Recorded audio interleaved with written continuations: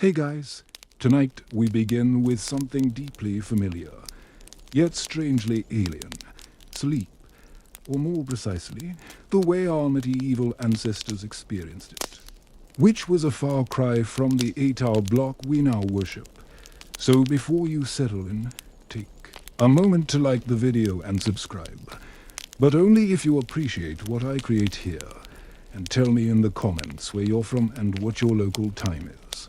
It's always a thrill to see our global audience. Now, lower the lights, maybe, start a fan for that steady hum, and let's begin tonight's exploration together.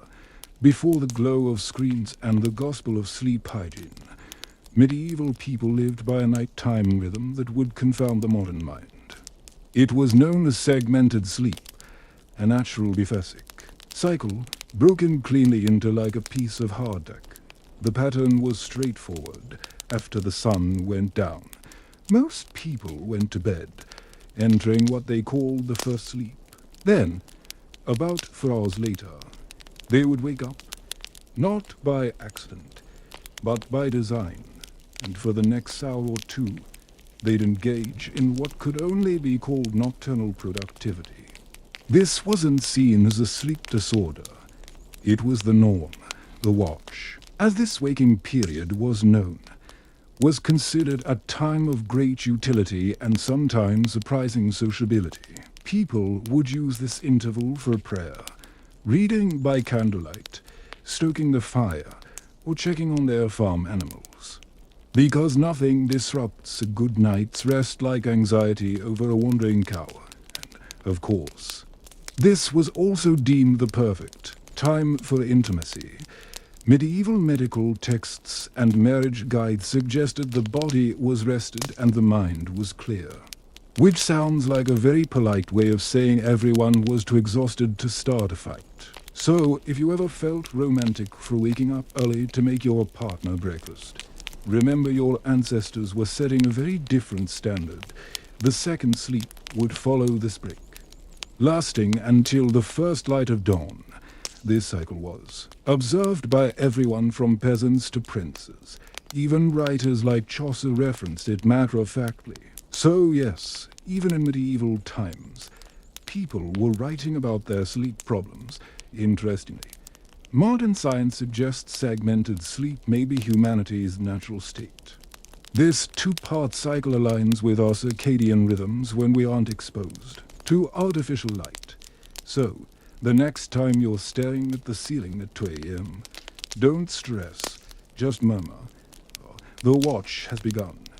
Go tend to a symbolic fire. It wasn't until the Industrial Revolution, with its factories, gas lighting, and the burgeoning cult of efficiency, that humanity began to enforce the single. Uninterrupted 8-hour slumber, as if sleep were a competitive event. In the medieval era, waking in the night wasn't a failure. It was just the schedule, and you were on it. Let's discuss beds, or what passed for them in the Middle Ages. Today, we fret over thread counts, memory foam, and cooling technology. In medieval Europe, a bed was frequently a pile of organic matter, flattened by generations of uneasy slumber and quiet desperation. The common peasant's bed was a straw-stuffed mattress called a pallet. This was quite literally hay or straw packed into a coarse sack if you were lucky enough to own a sack. If not, it was just a pile of straw on the dirt floor, likely damp and possibly already occupied by the family cat. These pallets were hardly comfortable, but they were a significant step up from the alternative, which was nothing. Straw was affordable, abundant, and a decent insulator against the cold. Ground, it was also an excellent habitat for insects, lice, and the occasional rodent, which turned sleeping into a delicate exercise in stillness.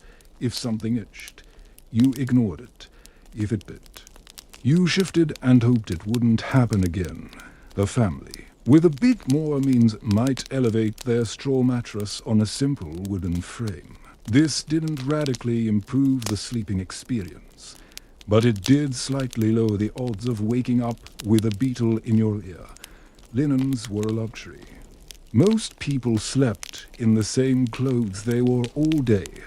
The concept of pajamas was non-existent, as was the idea of personal space.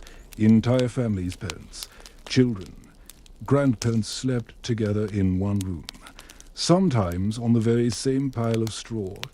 If you got cold, you could just roll closer to your cousin. The nobility, of course, had elaborate beds, large wooden frames, mattresses stuffed with feathers, embroidered sheets, and canopies to block drafts and, with any luck, the lice.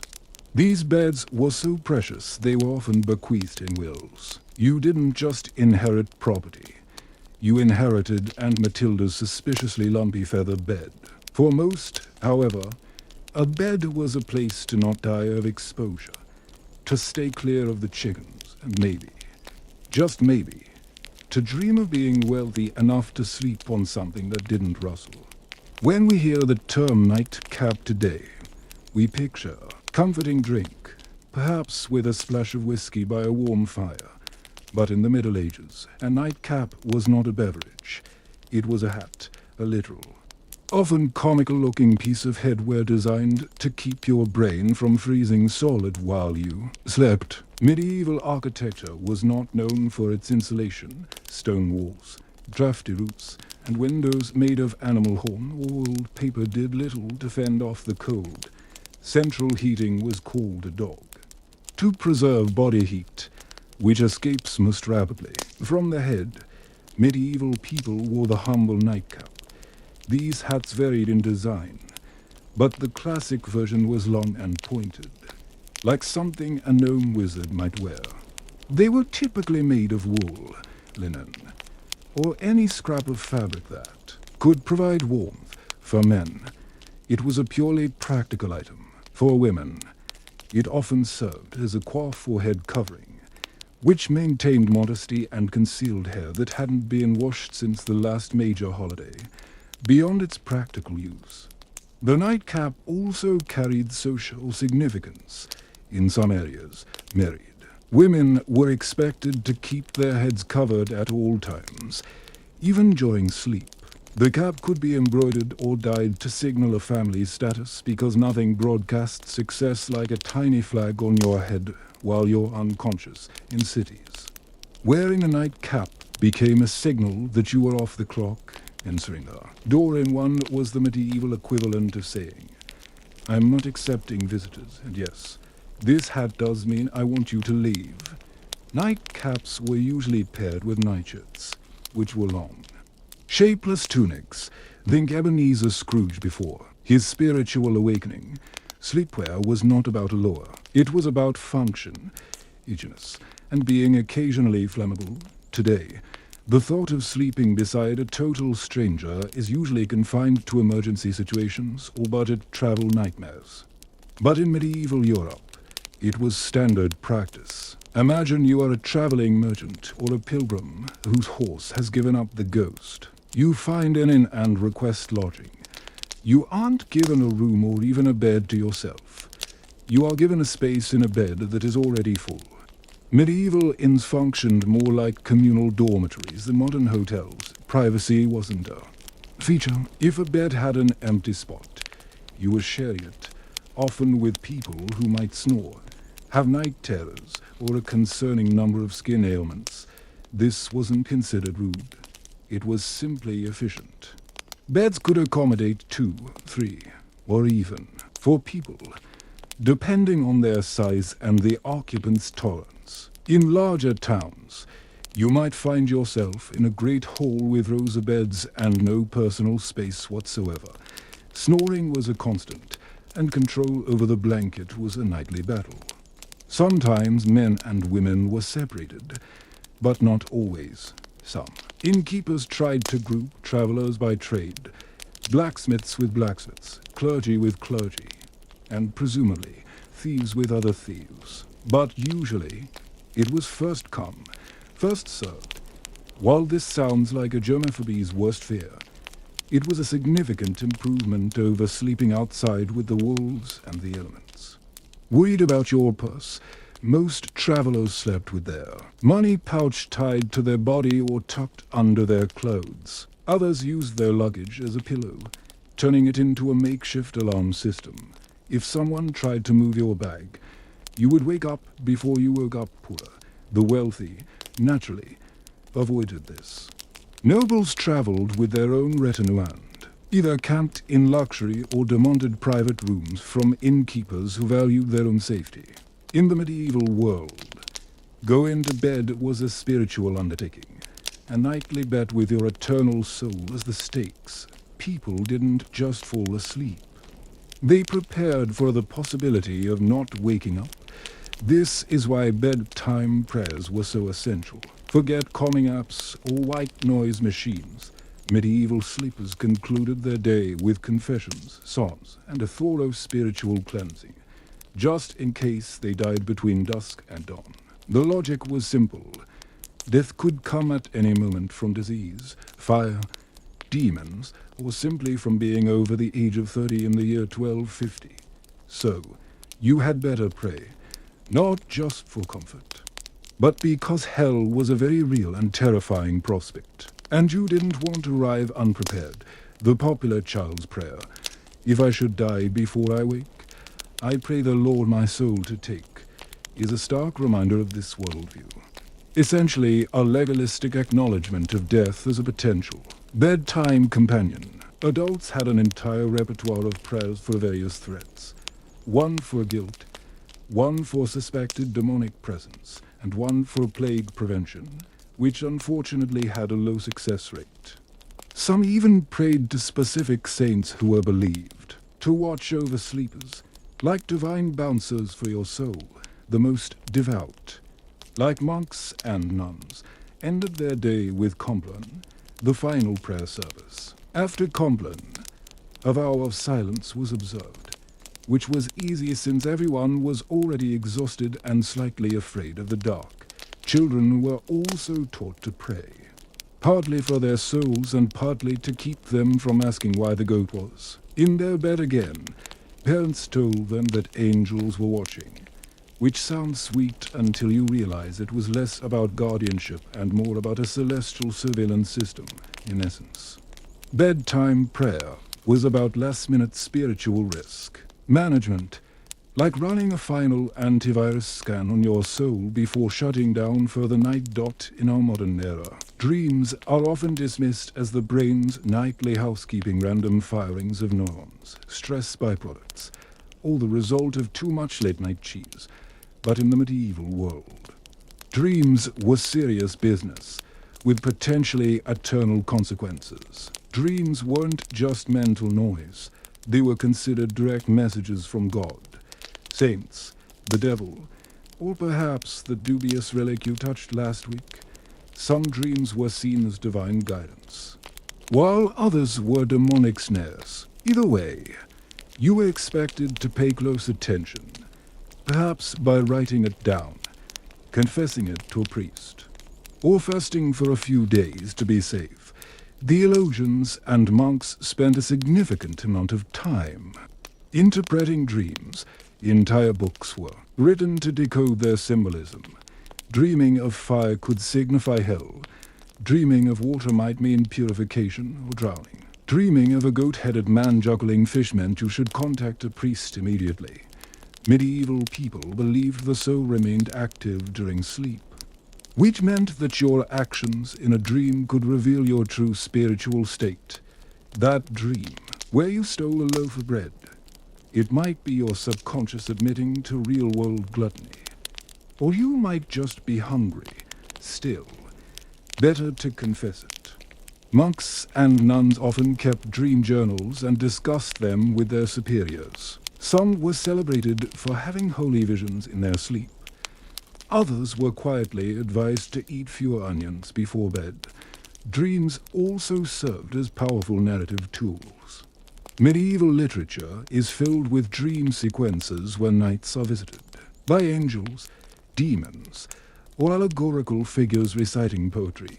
Dreams were the Netflix of the medieval period, but with more symbolism and fewer satisfying endings. The church, predictably, was wary.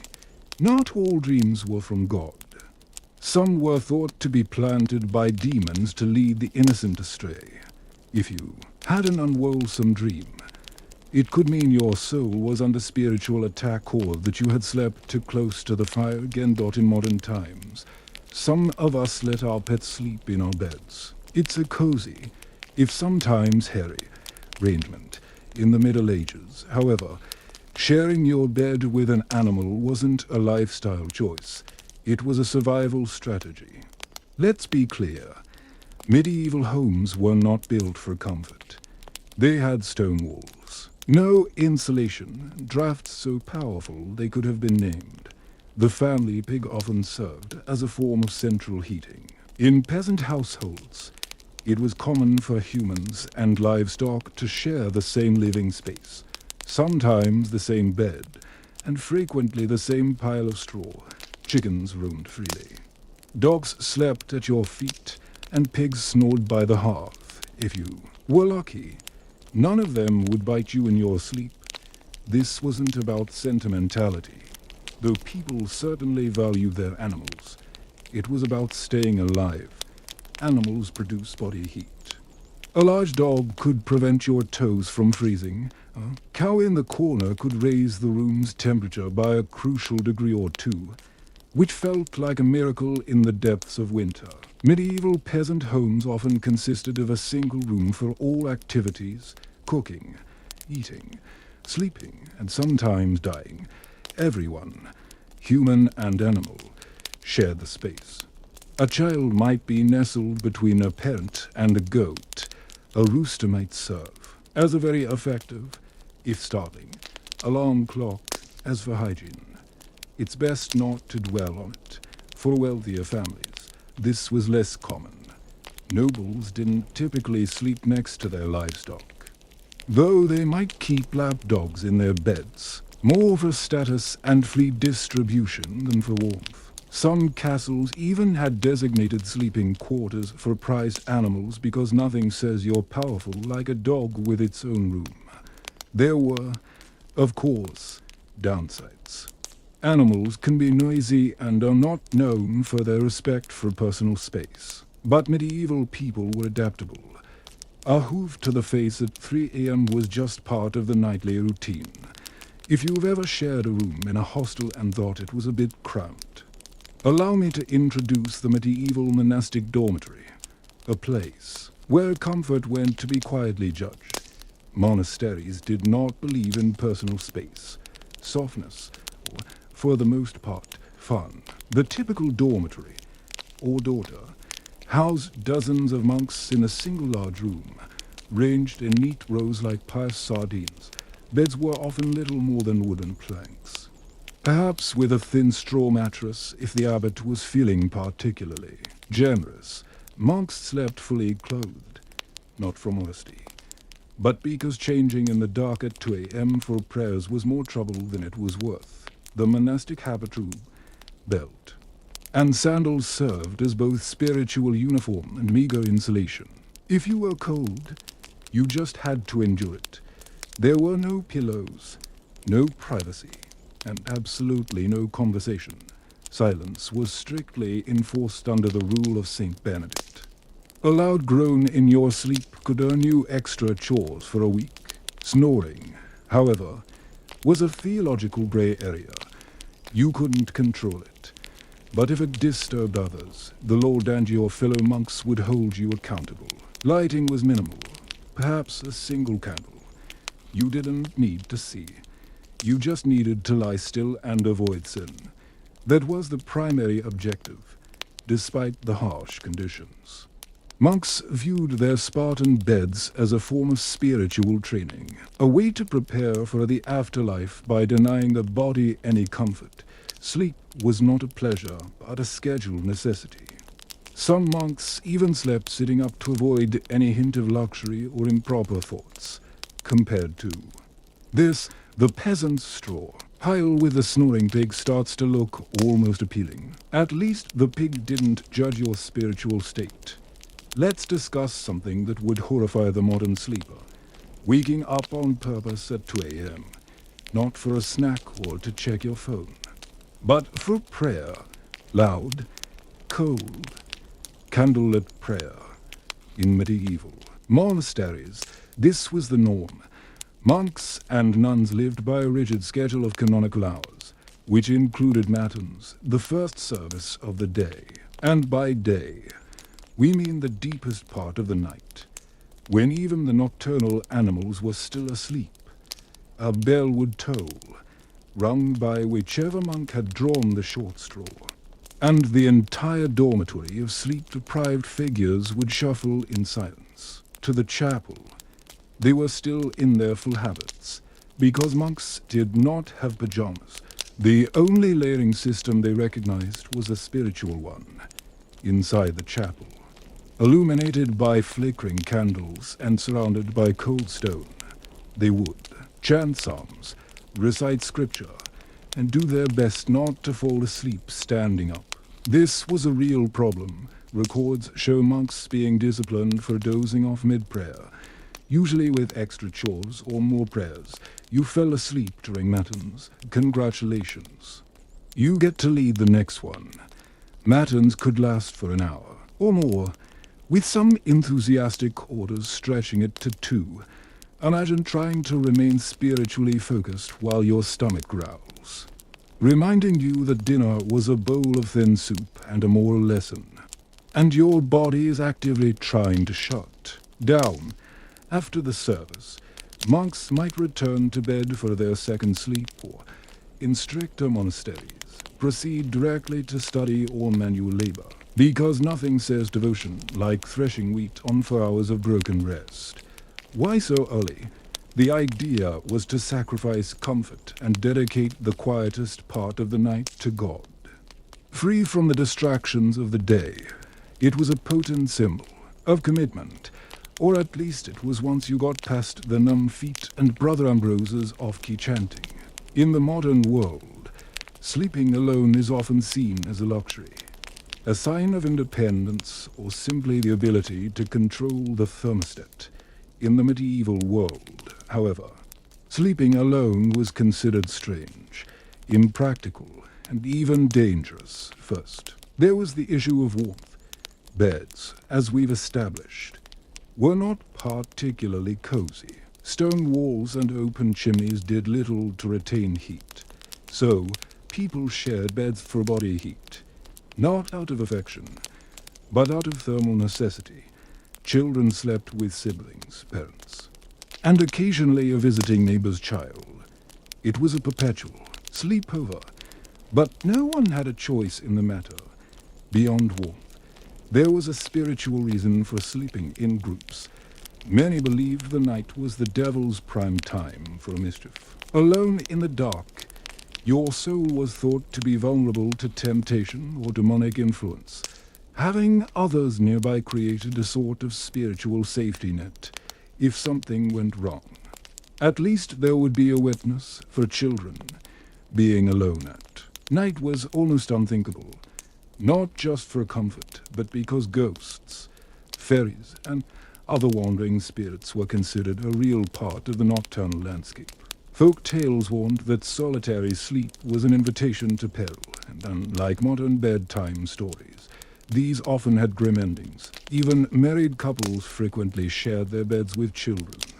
Servants or guests, privacy was not a cherished concept, but a modern invention. The idea of 2 people sleeping alone in a large bed would have seemed wasteful or deeply suspicious in a religious context. Even monks slept communally. If someone was assigned to sleep alone, it was often a form of punishment. By medieval logic, solitary sleep provided an opportunity for sin, while group sleep offered public accountability. The next time you're enjoying your own bed, with your own blanket, in a room that doesn't smell of livestock, take a moment to appreciate it. In medieval times, you'd likely have 2 children, a dog, and the cousin in there with you, all of them snoring. If you've ever fallen asleep sitting up in a chair, you probably woke up with a stiff neck and a sense of regret. But in the Middle Ages, sleeping upright wasn't always an accident for some. It was a deliberate choice. Certain medieval people, especially the wealthy or the very devout, chose to sleep propped up rather than lying flat. There were a few reasons. For this, none of them related to comfort. First, there was a medical belief that lying flat was detrimental to digestion and the lungs, or that it could upset the balance of the body's humours. In a world where a sneeze was thought to potentially dislodge your soul, this made a certain kind of sense. They believed sleeping upright helped prevent congestion of the brain, which mostly meant they were afraid of choking on their own phlegm. Second, there were spiritual anxieties. Lying flat was the posture of the dead. You didn't want to confuse God, or worse, attract the attention of the angel of death by sleeping in the same position you'd be in at your funeral. It was superstitious, yes. But when your local priest was also your primary health consultant, you tended to follow his advice. As a result, people often slept in a semi-reclined position, supported by large pillows, bolsters, or an angled headboard. Nobles sometimes had beds designed to maintain this posture, perfect for digesting a heavy meal or warding off demonic attacks. Monks, of course, took this to an extreme in some strict orders. They might sleep sitting upright on a bench, leaning against a cold stone wall. This wasn't about health. It was about discipline. If you were too comfortable, you might dream. If you dreamed, you might sin. And if you sinned, you'd be in confession at sunrise. Needless to say, this was not about achieving quality rest. It was about virtue, discomfort, and a rather confusing theology. Forget ghosts or monsters under the bed. For medieval people, the real horrors of the night were already in the sheets, tiny, persistent, and entirely immune to prayer. We're talking, of course, about fleas, lice, and the unofficial mascot of the medieval bedroom, the bed bug. Let's be blunt. Hygiene was not a medieval strong suit. Baths were infrequent. Laundering clothes was a major undertaking, and soap was often made from questionable ingredients. Combine that with straw-filled mattresses, shared bedding, and the occasional chicken wandering through the room, and you have the perfect recipe for a pest infestation. Fleas and lice were so ubiquitous they were practically considered family members. Peasants dealt with them constantly. Nobles, despite their fine linens and feather beds, were not immune. In fact, some wealthy households employed nitpickers, servants whose sole job was to remove lice from their employer's hair and clothing. Imagine that on your resume, master of the royal scalp. Bed bugs, meanwhile, were the silent predators of medieval sleep. They lurked in wooden bed frames, mattress seams, and the cracks in stone walls, emerging at night to feast. If you ever wondered why medieval people wore nightcaps and slept fully clothed, it wasn't just for warmth. It was a form of pest-resistant armor. Solutions to this problem ranged from the mildly effective to the bizarre. Some people burned strong-smelling herbs like wormwood to repel insects. Others slept with garlic, onions, or even ashes in their bed, which may not have deterred the pests but certainly discouraged romance. This wasn't just a physical annoyance. Fleas were often seen as symbols of sin and moral impurity, biting reminders of human frailty. Entire poems were written about fleas, some moralizing, others strangely romantic. So, while modern sleep is disrupted by glowing screens and traffic noise, medieval sleep was more likely disturbed by constant scratching and the subtle sensation that something was crawling on you. Because it was. We've all had uncomfortable nights. But have you ever tried to sleep while wearing 100 pounds of steel? In the Middle Ages, some people did just that. Because nothing says sweet dreams like being ready for a joust at a moment's notice. To be fair, most people, even knights, did not regularly sleep in full armor. It was hot, heavy, and incredibly noisy. Trying to roll over in a suit of chainmail is like trying to nap inside a toolbox falling down. Flight of stairs, but during wartime or in dangerous territory, sleeping partially armored was a practical precaution. Comfort was secondary to survival. A knight on a military campaign might remove only his helmet and gauntlets, keeping his mail shirt or breastplate on in case of a surprise attack. There's nothing like waking up to the sound of battle and having to get dressed while still half asleep in castles under siege. Soldiers might sleep with their swords or axes at their side, like very aggressive security blankets. Shields could double as pillows, and if the enemy breached the walls, at least you were already dressed for work. Of course, sleeping in armor was not restorative. Iron doesn't breathe, and chainmail has a tendency to pinch. Add to that a cold, stone floor, minimal bedding, and the sounds of snoring comrades, and you have a sleep environment that ranks somewhere below a bus station bench. Even those not in active combat sometimes wore light protective gear while traveling through unsafe regions. Merchants or gods might nap in a gambeson, a thick, quilted jacket that offered some protection and slightly more comfort than prayer alone. And let's not forget the noise. If you shifted in your sleep, you might clank so loudly that you woke everyone else up, who would then assume the apocalypse had finally arrived.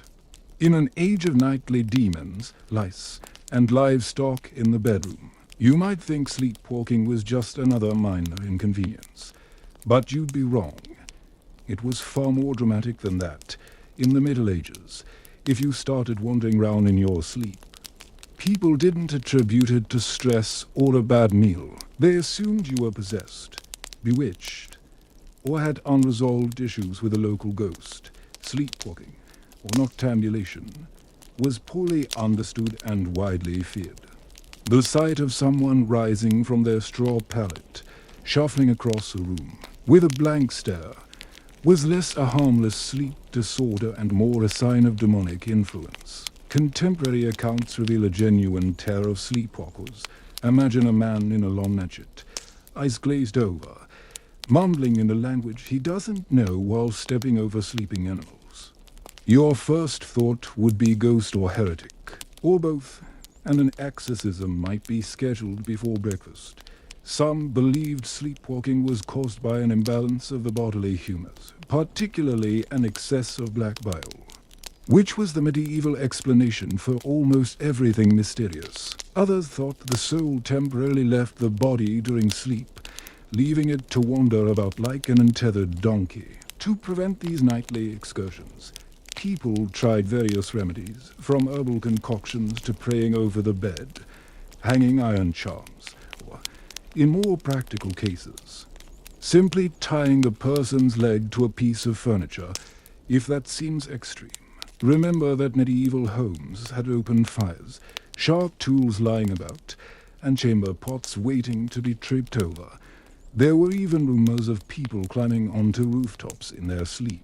Whether these stories were true or not, the fear of leaping dreamers led to barred windows and theological debates about whether a person could sin while unconscious.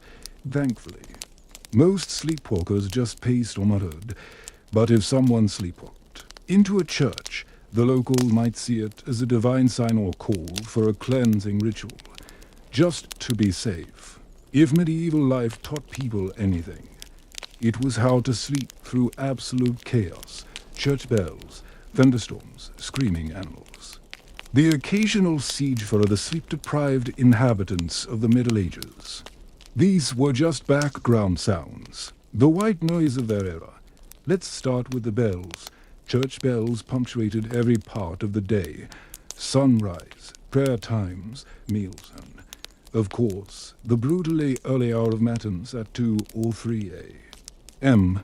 If you lived near a monastery, your dreams were likely set to a soundtrack of constant tolling. Eventually, the brain just adapted. The bells became the lullaby of a highly structured and pious society. And it wasn't just bells. Storms were intense and frightening. with no modern weather forecasting or insulated homes. You experienced every clap of thunder as if it were the end of the world. Roofs leaked, windows rattled, and chimneys howled. Yet people slept. They had no choice. Work didn't pause for insomnia. Neither did farming, praying, or fending off invaders. Speaking of which, even major crises weren't always a reason to stay awake. In the 14th century, people somehow managed to sleep through famine, war, and even the Black Death. When the death carts made their rounds in the morning, it was a grim wake-up call, not a cause for panic. And if you didn't wake up, some considered that a blessing. There are even accounts of people sleeping through earthquakes, bonfires, and civil unrest. Sleep deprivation was a constant. And the human body is remarkably adaptable if you toiled from dawn till dusk, eat just enough to survive, and spent your day navigating mud, taxes, and the fear of eternal damnation. You were going to fall asleep hard, and for some, sleep was a form of escape. Faced with illness, grief, or the ever-present fear of the world ending, some people would just curl up under a cloak, say a prayer, and take a nap. There's a strange sort of wisdom in that dot in the winter of 1692, the village of Salem, Massachusetts, which shrouded in more than snow. It was enveloped in tension, mistrust, and a creeping fear that settled into the bones of its timber-framed houses. The people of Salem were Puritans, devout, rigid, and profoundly superstitious. They believed they were forging a holy society in a hostile wilderness, a city on a hill under the constant watch of both God and the devil. Life was already a struggle. The village had recently broken away from the larger Salem town amidst political and religious disputes. Harvests had been poor. Smallpox had swept through nearby areas. Conflicts with Native American tribes had left a legacy of trauma. There was animosity between neighbors, bitter inheritance battles, and a deep-seated resentment of anyone who seemed different. Add to this the long, dark, unforgiving New England winter, and the community was a tinderbox waiting for a spark. That spark ignited in the home of Reverend Samuel Pierce, the village minister. His 9-year-old daughter, Betty, and 11-year-old niece, Abigail Williams, began to exhibit disturbing behavior. They screamed without reason, threw objects, and contorted their bodies into unnatural positions. At times, they would fall into a silent, terrified trance. Neighbors whispered that they were bewitched.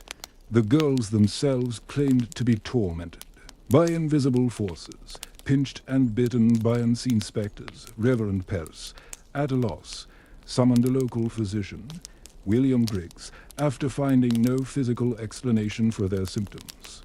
Griggs offered the diagnosis that would unleash chaos upon the village: witchcraft. That single word ignited the fears that were already smoldering in Salem. In a world where witches were considered real and dangerous agents of Satan, the idea was not only plausible but expected. And if the devil could infiltrate the minister's own home, what hope was there for the rest of the community? The girls, urged on by anxious adults, began to name names. At first, they accused women on the fringes of society, but soon the accusations would spread to the respected, the wealthy, and even the most devout. Salem was a small village, but what was about to unfold would resonate far beyond its borders. What began as whispers in the dark would soon become cries from the gallows, leaving a legacy of paranoia that haunts American history to this day. Once the notion of witchcraft took hold in Salem, it spread like a virulent weed, silently at first, then choking everything in its path. The afflicted girls Betty Pierce, Abigail Williams, and soon others like Putnam Jr. and Mercy Lewis seemed to grow more audacious with each passing day. They convulsed in the courtroom, shrieked during church services, and claimed to see dark spirits hovering over certain villages. It was not mere childish fancy. It was a public performance, and most terrifyingly, it was believed. The first to be accused were those with the least social standing, women who already existed on the margins. Sarah Good, a homeless woman, was known for muttering to herself when she was denied charity. People interpreted her muttering as curses. She smoked a pipe and was short-tempered with children. She fit the stereotype of a witch because she did not fit the mold of a proper Puritan woman. Sarah Osborne had not attended church for over a year, and had scandalized the village by marrying her indentured servant shortly after her first husband's death. A woman who defied social norms was clearly suspicious. Tituba, the enslaved woman in Reverend Paris's household, was the most other of all. Originally from Barbados, her stories, accent, and cultural background unsettled the villagers under intense pressure, likely including physical coercion. Tituba confessed to witchcraft, but her confession, instead of resolving the matter, blew it wide open.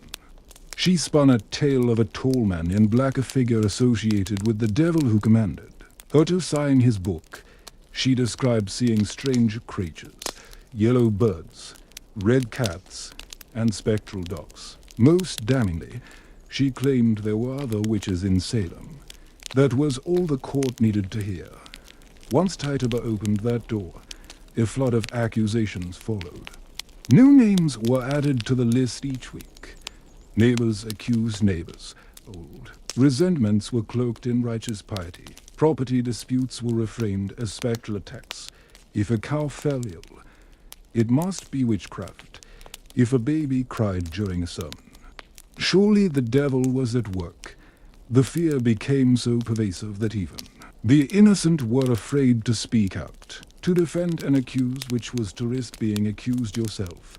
Silence became the safest option, and so the web of accusations grew, ensnaring the village in its sticky, invisible threads. Reason was abandoned. Hysteria was in command. Daughters, the accusations mounted, and the village descended into a frenzy. The colonial government intervened. Governor William Phipps, newly appointed and anxious to assert control, established a special court to handle the escalating crisis. It was called the Court of Oyer and Terminer, from the French to hear and determine. But in practice, it became an assembly line for fear-driven convictions. The court convened in Salem town in June 1692, and it was no ordinary legal body. Its procedures were distorted by panic. Instead of demanding concrete evidence, it permitted something far more insidious: spectral evidence. Spectral evidence was testimony from an accuser who claimed that the spirit or spectre of the accused had tormented them. In other words, if someone said they saw your ghostly form choking them in a dream, that was considered valid testimony in court. It didn't matter if the accused was miles away or in church at the time. Their spirit was doing the devil's bidding. You could not cross-examine a nightmare, and worse, you could not disprove it. Children were suddenly treated as credible witnesses. Their seizures, screams, and gasps in court grew more dramatic with each trial. One girl, Mary Walcott, would fall into fits the moment a suspected witch entered the courtroom. If the prisoner looked at her, she would shriek. If they didn't look at her, she would shriek louder. The performances were compelling, and the judges, including the influential Samuel Sewell and Chief Justice William Stoughton, accepted it all as fact. There were no defense lawyers. The concept did not exist in colonial trials. If you were accused, you stood alone. If you denied the charges, the afflicted girls would writhe in agony. If you confessed, you might be spared execution. But only if you implicated others. The system incentivized lies and punished integrity. To make matters worse, the trials became public entertainment. People traveled from neighboring towns to watch the proceedings. The accused were brought into court in chains. often bewildered, impoverished, and utterly powerless. And yet, not everyone was convinced. Some townspeople whispered that the girls were faking. Others questioned why the accusations targeted specific people, but few dared to speak up. To question the court was to question God's will. In Salem, reason had been dismissed, and the law had become a mirror reflecting the community's deepest fears. On June 10, 1692, the Gallows on a barren hill outside Salem claimed its first victim, Bridget Bishop. She was no stranger to controversy, and her reputation made her a vulnerable target. She wore colorful red clothing, managed a tavern, and had been accused of witchcraft once before. During her trial, neighbors testified that her specter had pinched them in their sleep, that their livestock had died after she walked by, and that she possessed enchanted dolls. She vehemently denied all charges. Nevertheless, the court found her guilty. She was taken to Gallows Hill, a desolate, windswept piece of land. There was no prayer, no last rites. The rope was pulled, the crowd watched, and with that first execution, the machinery of death began its grim work. The hangings that followed came in waves on July 19th. 5 more women were executed: Sarah Good, Susanna Martin, Rebecca Nurse, Elizabeth Howe, and Sarah Wiles. Some of them were respected members of the church. The case of Rebecca Nurse was particularly shocking. She was an elderly, pious woman, beloved by many in the community. The jury initially found her not guilty, but under immense pressure from the court and the dramatic outcries of the afflicted girls, the verdict was reversed. Nurse's final words were reportedly a quiet declaration of her innocence, but it made no difference. The news did not discriminate. In August, more executions took place on September 22nd. The deadliest day of the trials, 8 people were hanged in a single morning. Among them was Mother Corey, a woman who had voiced skepticism about the trials early on. Her husband, Giles Corey, met a different, even more brutal fate. Giles refused to enter a plea. The court, unable to proceed with a trial without one, resorted to an archaic English punishment, peine forte et dure. He was pressed to death. Stones were piled on his chest over the course of 3 days. His final words, according to legend, were a defiant more weight. By the end of the hysteria, 19 people had been hanged. 1 had been pressed to death, and at least 5 more had died in prison awaiting their trials. Dozens had falsely confessed to save their own lives. Over 200 people had been accused. The gallows cast a long, dark shadow over Salem, not just on the hill, but in the hearts of its people. Fear had become the law, and justice had been led to the scaffold. While the executions captured the public's attention, hundreds of others languished in crowded and sanitary jails. Awaiting their fate, Salem's small jail was quickly overwhelmed. Accused witches were held in neighboring towns like Ipswich and Boston, often chained to walls, starving and freezing in the dark. Most of the accused were not outcasts or heretics. They were ordinary people, neighbors, friends, parents, and even children whose only crime was to have a dispute with the wrong person or to own land that someone else coveted. In many cases, personal vendettas, cloaked in the language of divine justice, fueled the accusations. A pig wandered into a neighbor's yard and died. It must be witchcraft. Someone refused to lend a tool, clearly. They had cursed it. Mary Easty, the sister of the executed Rebecca Nurse, was one such case. She was a respected mother of 7, known for her piety. The court initially released her, but she was rearrested just days later after the afflicted girls had new fits.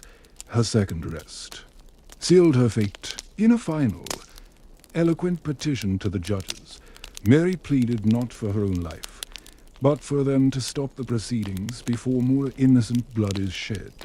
She was hanged shortly after.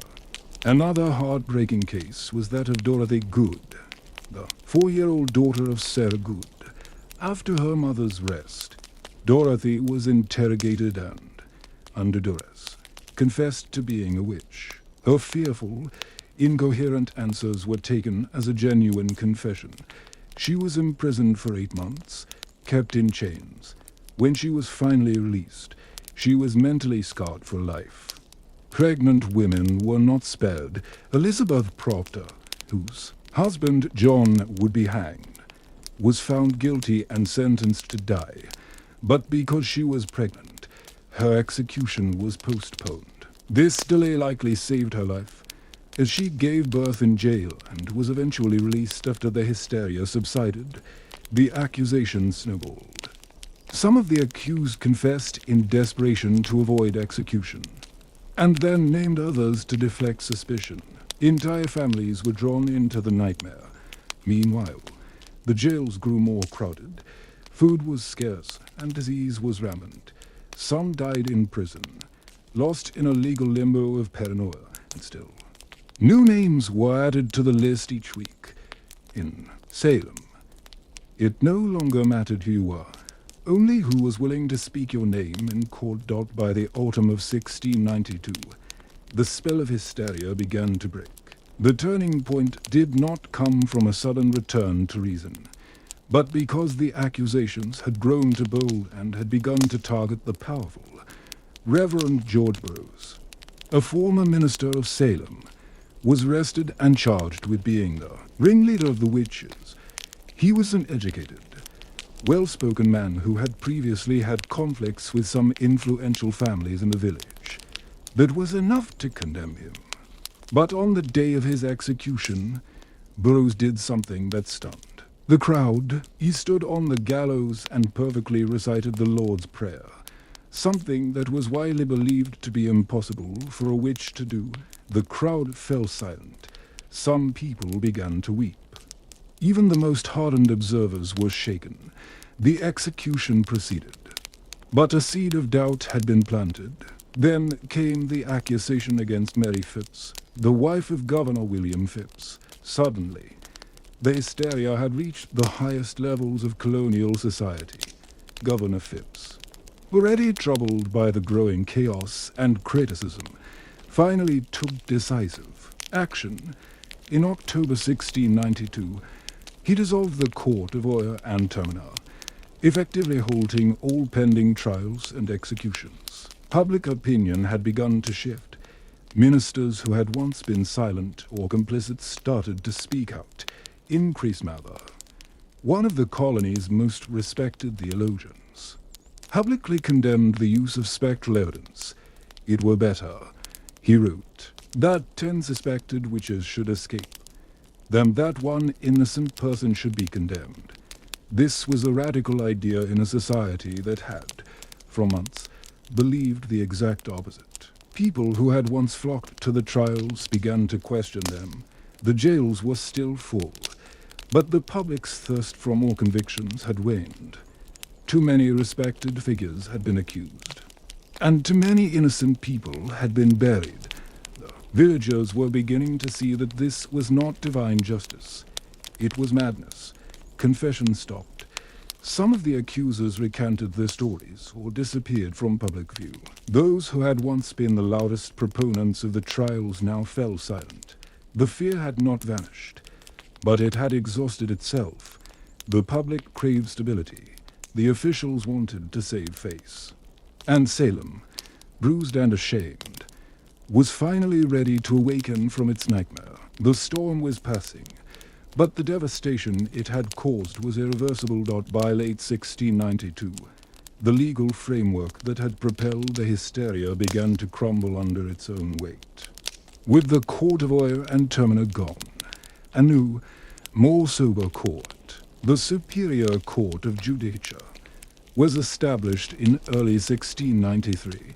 This time, the rules were different. Spectral evidence was no longer admissible, and the judges were far more skeptical of the accuser's dramatic claims. As a result, the convictions came to a screeching halt. Many of the remaining accused were acquitted of the 56 cases brought before the new court. The vast majority were released. Even those who had previously confessed began to retract their testimonies, admitting that they had lied out of fear or coercion. The theatrical performances of the afflicted girls no longer held the same power. One of the key moments in the trial's unraveling was the suspicion cast upon Reverend Samuel Willard, a highly respected minister, although he was never formally charged. The fact that such a devout and influential man could be suspected demonstrated how arbitrary the process had become. The court, once so aggressive, was now treading carefully. They began to quietly release the remaining prisoners, first those with the weakest evidence against them, and eventually even those who had confessed under duress. Meanwhile, the families of the executed started to demand justice. The children of John Proctor petitioned for the return of his confiscated property. The family of Rebecca Nurse began a long campaign to clear her name. Over time, community fear was replaced by community shame. Churches were divided, friendships were broken. The social fabric of Salem had been torn to shreds. Governor Phipps, aware of the colony's growing international embarrassment, issued a general pardon for the remaining prisoners in 1693. But even freedom had a price. Many families had to pay for their own jail fees before they could be released. Imagine losing your home, your health, and nearly your life, only to be handed a bill for the experience. By the end of the ordeal, 19 people had been hanged, 1 pressed to death, 5 had died in jail, and over 200 had been accused. The court didn't just end. It imploded, leaving behind a void of guilt, grief, and disbelief. The trials were over, but the healing had not yet begun. Salem was a village forever changed by the people it had lost, the justice it had forsaken, and the reflection it was now forced to see in the mirror. The gallows were silent, the jails were empty, but Salem was a long way from peace. The town was haunted not by spirits, but by guilt. What had begun with a few troubled girls had metastasized into a collective active. Self-destruct families had been shattered, reputations destroyed, and innocent lives taken. And now, the survivors had to live with the consequences. Neighbors who had once prayed together had testified against one another. Some of the afflicted girls quietly left town or faded into obscurity. A few, like in Putnam Jr., would later express remorse. In 1706, she stood before her congregation and publicly apologized for her role in the trials, claiming she had been deluded by Satan. But for many, the harm was irreparable. The court officials also carried a heavy burden. Judge Samuel Sewell, one of the most prominent figures in the trials, was one of the very few to publicly admit his error. In a striking act of penance, he stood during a church service in 1697, while minister read his confession and prayer for forgiveness. It was a rare moment of accountability in an era when most preferred to forget, but forgetting was not an option for the families of the condemned. They began to demand compensation and official exoneration. Over the following years, petitions were sent to the Massachusetts government, asking for pardons, the return of property, and a public acknowledgement of the victims' innocence. Slowly, the government began to respond. In 1711, the colony passed a bill that restored the rights and good names of some of the victims and offered limited financial restitution to their heirs. But even this was not comprehensive. Some families were left out entirely. The whispers of witchcraft never completely vanished from New England. But in Salem, the shame became an indelible part of the town's identity. The village eventually changed its name to Danvers, in part to distance itself from its notorious past. Gallows Hill was never officially marked, as if the town hoped to bury not only the dead, but the memory of what had happened. But the memory, endured in sermons, in stories, and in the uneasy silence between former friends, Salem had not been cursed by witches. It had been cursed by fear, by pride, and by the abuse of power. And that curse would linger long after the last of the accused had been set free. The Salem witch trials concluded more than 3 centuries ago, but their legacy reverberates, not just in history books, but in our ongoing conversations about justice, fear, and the nature of truth. What transpired in 1692 was not merely a peculiar episode of mass hysteria. It was a catastrophic failure of reason, empathy, and legal due process in the face of widespread panic. Ordinary people, farmers, midwives, and ministers became instruments of death simply by believing too readily and questioning too little. The courts, which were meant to protect the innocent, became engines of oppression. Religion was twisted into a weapon. Testimony was reduced to performance art, and silence was interpreted as guilt. One of the most terrifying aspects of Salem's tragedy is the speed with which it escalated. In just a few months, fear completely supplanted fact. Old grudges, disguised as spiritual warfare, became capital crimes. It didn't require actual demons. It only required the belief in them.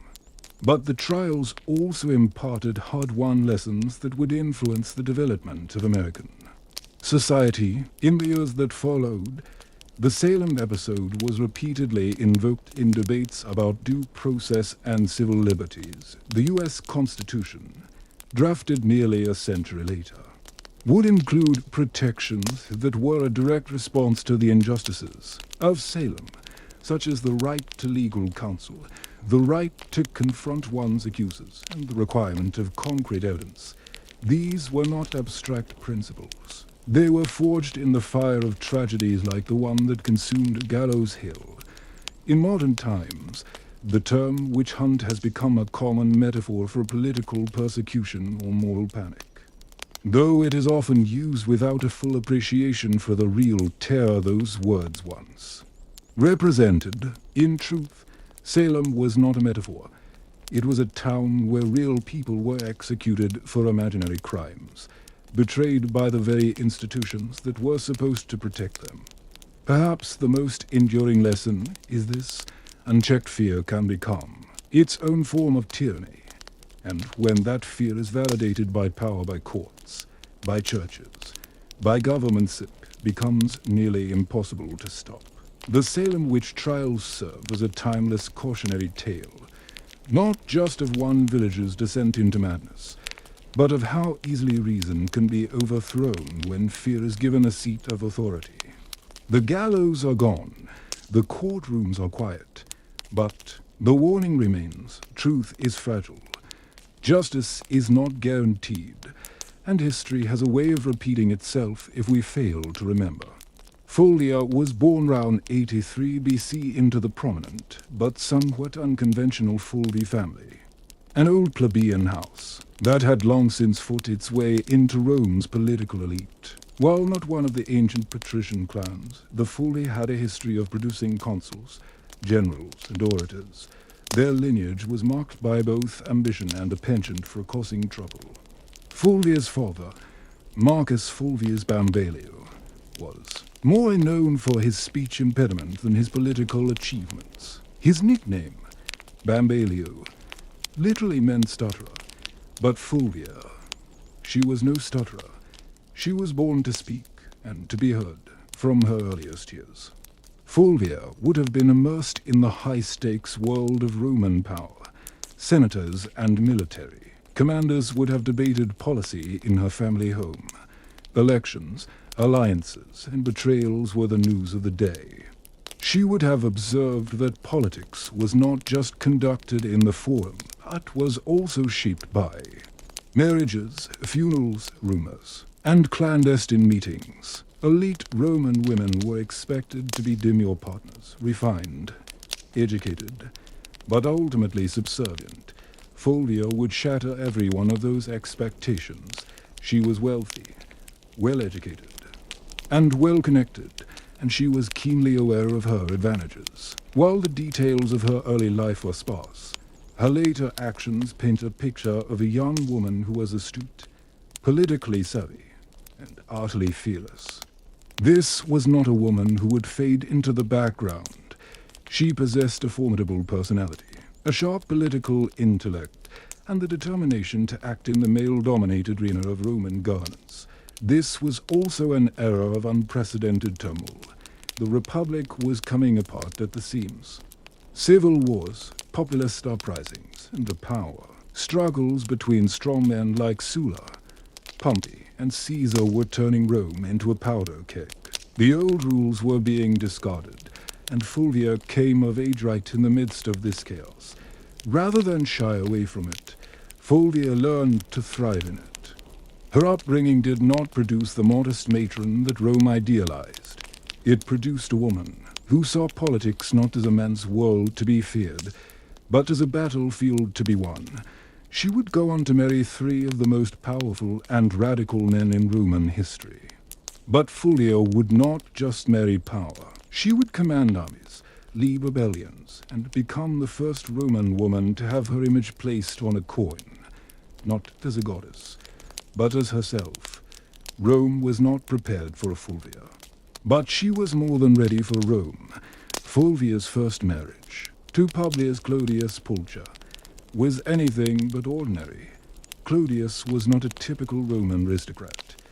He was a populist firebrand, a political provocateur with a talent for chaos, scandal, and mobilizing the urban masses, too many of the Roman elite. He was a menace to the common people. He was a champion, and to Fulvia, he was a strategic partner. Their marriage, which took place in the early 50s BC, allied Fulvia with a man who had made the Roman Republic his personal stage. Clodius was notorious for his theatrical defiance of tradition. He had once disguised himself as a woman to infiltrate a sacred, female-only religious rite held in Caesar's house, a scandalous act that only enhanced his popularity. He later announced his patrician status to run for a tribune of the plebs, an office that granted him veto power over the Senate. Clodius had a masterful understanding of Rome's street-level politics, and Fulvia, far from being a passive wife, was his active collaborator. Roman sources indicate that Fulvia was deeply involved in her husband's political activities. She, engaged with his supporters, was a visible presence during his campaigns and turned their home into a nerve center for Clodius's political machine. Together, they formed a new kind of Roman power couple, bold, populist, and fiercely aggressive. But their alliance came with a high price. In 52 BC, Clodius was assassinated on the Appian Way by the bodyguards of his political rival, Titus Annius Malo. His death sent shockwaves through Rome, but Fulvia was not one to mourn quietly. She orchestrated a political funeral that would be remembered for centuries. She had Clodius's mutilated body carried through the Roman Forum, his bloody wounds displayed for all to see. The public was horrified and incensed. Riots broke out. The Senate house itself was burned to the ground. Fulvia had transformed her personal grief into a public uprising.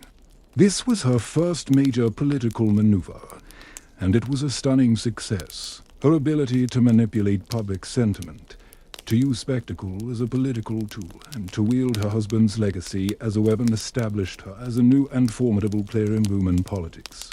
Clodius was dead, but Fulvia had stepped out of his shadow, and Rome would never look at her the same way again. Fulvia did not waste time in mourning.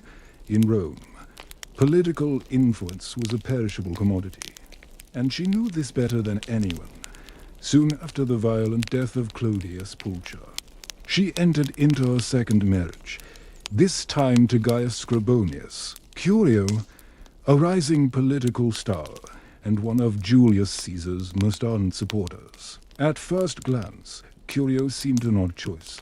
He had a reputation for flamboyance and a love of drama, But beneath the surface was a shrewd political operator, as tribune of the plebs in 50 BCE. Curio held immense power during one of Rome's most turbulent periods. The Republic was on the brink of another civil war, caught between Caesar's ambition and the Senate's resistance. Fulvia saw in Curio not just a husband, but a connection to the next center of power. This was not a romantic whim. It was a calculated alliance, with Clodius gone.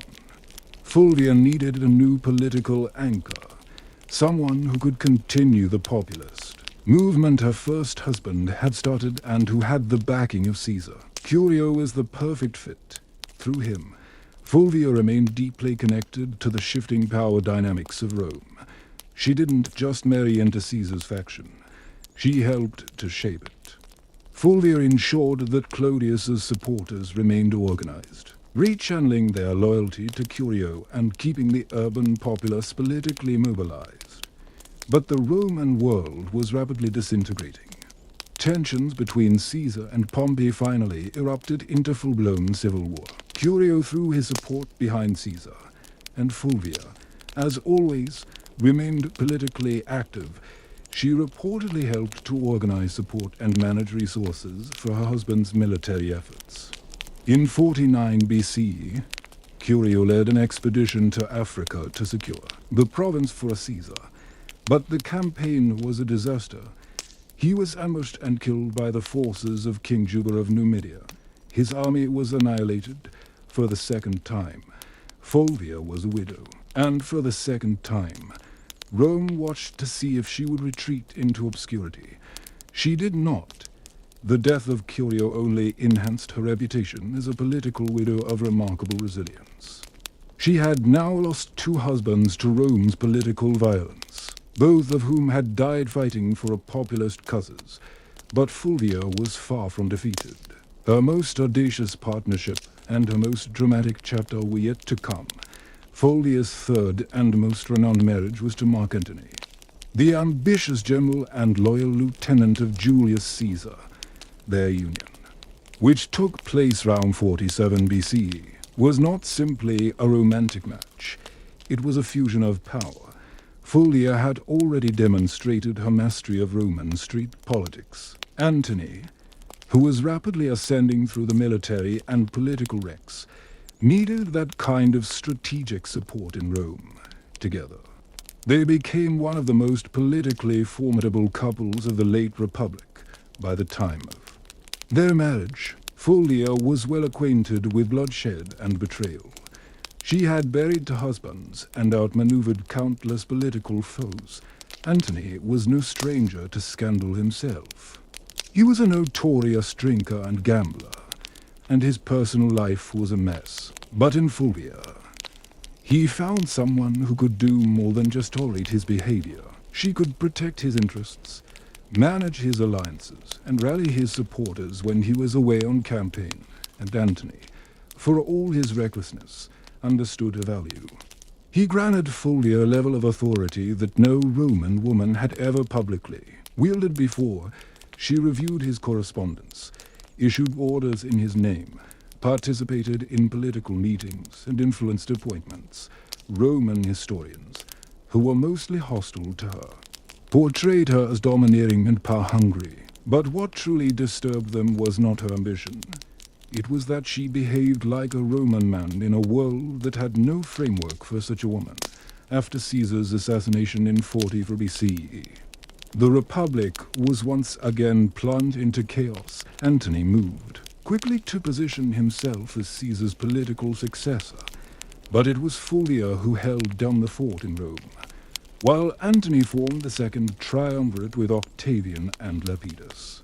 Fulvia acted as his de facto representative in the capital, managing patronage networks, coordinating with urban gangs, and ensuring that Antony's supporters remained mobilized. She even helped to arrange Antony's official reconciliation with Octavian by marrying her daughter, Clodia, to him, an alliance that would later crumble in public.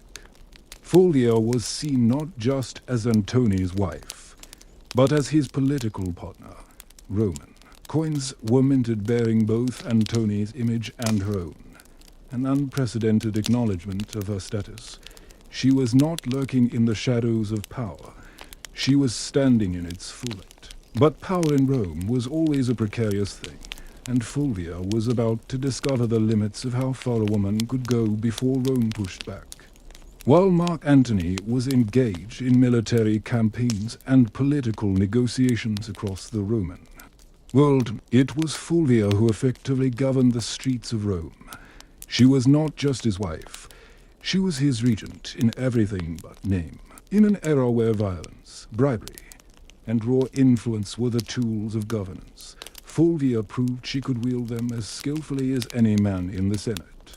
In the aftermath of Caesar's assassination, Rome was a political battlefield.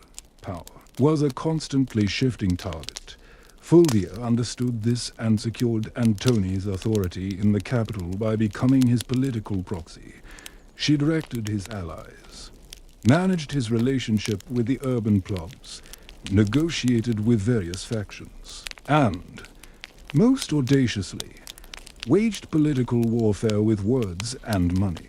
She financed loyal legions, distributed bribes to maintain public order, and made sure that any new legislation favored Antony's interests. Some ancient historians, particularly hostile ones like Appian and Dio Cassius, depict Fulvia as manipulative, shrewish, and a warmonger.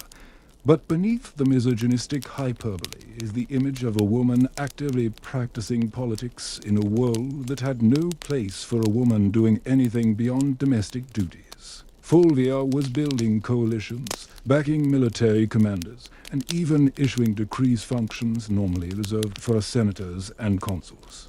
She also made public appearances and cultivated strong ties with veteran soldiers, a crucial demographic in the power struggles of the late Republic.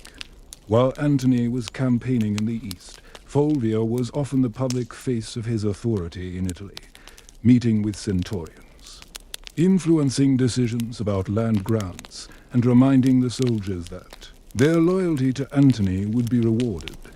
But this accumulation of power came with a price. Roman aristocrats, especially those aligned with Octavian, Caesar's heir and Antony's increasingly bitter rival, deeply resented Fulvia's influence. They saw her as a meddling woman who had far too much say over legions, laws, and loyalties. Her ability to act without male supervision was not just threatening, it was an affront to Roman tradition. Fulvia was not naive. She could see that the alliance between Antony and Octavian was fracturing. And she understood something that neither man seemed to fully grasp yet. The Republic was not large enough for both of them. So Fulvia began to prepare for the next stage of the conflict. Not diplomacy, but war. She had stood behind power long enough. Now, she was ready to seize it herself. In 41 BCE, Fulvia did the unthinkable. She declared war on Octavian, the future Emperor Augustus, and she did not do it subtly with her husband, Mark Antony, still stationed in the east. Fulvia, along with Lucius Antonius, Antony's younger brother and a consul, took it upon themselves to challenge Octavian's authority in Italy. The official reason was to defend Antony's interests and protect the land rights of his veterans. But in reality, Fulvia's influence was everywhere. This was not just a political dispute, it was a military rebellion led by a Roman woman. It was the first and only time in Roman history that a woman would actively instigate and organize a civil war. The conflict, known as the Prussian War, was sparked by Octavian's controversial land redistribution program, which dispossessed many Italians to reward his own soldiers. Fulvia capitalized on the growing resentment, portraying Octavian as a tyrant who was betraying Caesar's legacy. With Lucius as her public face in the Senate and Fulvia orchestrating the rebellion behind the scenes, they raised 8 legions and seized the city of Prussia, modern-day Perugia. Make no mistake, this was Fulvia's war. Ancient sources suggest she was far more committed to the conflict than Lucius was. She rallied troops, He incited the public and even corresponded with military commanders. Rome was abuzz with rumors of her commanding legions, issuing orders and pressuring Lucius into confrontations he was reluctant to pursue. Octavian, though taken by surprise, responded swiftly. He laid siege to Prussia throughout the winter of 41 to 40 BC, cutting off its supply lines and slowly starving the city into submission. Fulvia, trapped between dwindling food supplies and political betrayals, watched her audacious gamble collapse. By early 40 BC, the city surrendered. Lucius Antonius was spared, likely as a political gesture to avoid completely alienating Antony. But Fulvia was exiled. The woman who had once commanded rights, marriages, armies, and public opinion was now deemed too dangerous for Roman soil. She was sent to Sicyon, in Greece, where she hoped to be reunited with Antony.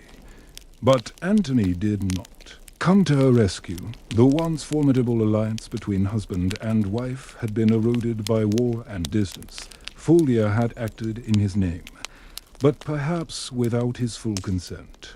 She had dared to do what no Roman woman had done before, wage a civil war, and now the Republic had made her pay the price. Banished from Rome, Fulvia arrived in Sicyon, a Greek city that had become a kind of waiting room for failed Roman power players. She had gone to war, not for personal ambition, but in her husband's name. She believed she was defending Mark Antony's interests, his honor, and their shared vision for Rome. But what she found in exile was not a hero's welcome. It was silence. Fulvia had risked everything: her status, her alliances, her very life. Yet Antony did not immediately rush to her side. In fact, by the time Fulvia reached Greece, Antony was already entangled with Cleopatra, Egypt. Whether their romantic relationship had fully blossomed or was just beginning, the symbolism was devastating. While Fulvia had been raising legions in Italy, Antony had been raising goblets at banquets with a queen.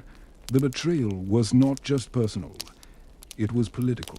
Fulvia had fought a war to protect Antony's power in Italy, and his response was to leave her to her fate. Some ancient historians, like Plutarch, suggest that Antony was furious with her for starting the Prussian War without his explicit command. Others argue that he secretly welcomed her downfall, as it cleared the path for a new marriage alliance with Octavian's sister, a move Fulvia would have never permitted. Still, Fulvia was not entirely abandoned. Some of Antony's troops, who remained fiercely loyal to her, urged a reconciliation, but her health had begun to deteriorate after enduring a siege, exile, and betrayal. Fulvia died in Sicyon in 40 BCE. The cause of her death is unknown. It could have been illness, stress, or heartbreak, or a combination of all three. She was round 43 years old. Her death provided Antony with a convenient political solution. He met with Octavian shortly afterward and agreed to marry Octavian's sister, Octavia, as part of a renewed peace treaty. The triumvirate was temporarily restored, but only because Fulvia, the one woman bold enough to challenge their ambitions, was gone. Fulvia's legacy would soon be eclipsed by that of Cleopatra, who became the defining female figure of the era. But make no mistake, Fulvia was the prototype. She did not wield power from behind a curtain. She marched into the center of the political arena and dared to command armies in a world that treated women as property. Rome didn't know what to do with her, so it tried to erase her. But the ashes of her rebellion would smolder for a long time, and her story was anything but ordinary.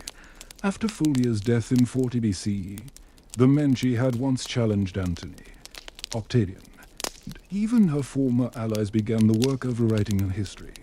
With her unable to defend herself, her narrative was shaped by her enemies and the uneasy survivors of her ambition, and, like so many powerful women in history, Fulvia became a convenient scapegoat. Ancient sources, mostly written by men with a vested interest in the outcome, painted her as the sole cause of the Prussian War, the rift between Antony and Octavian, and even the general chaos of the Republic, Appian, Dio Cassius, and Plutarch. All depict her as overbearing, jealous, and driven by an insatiable lust for power.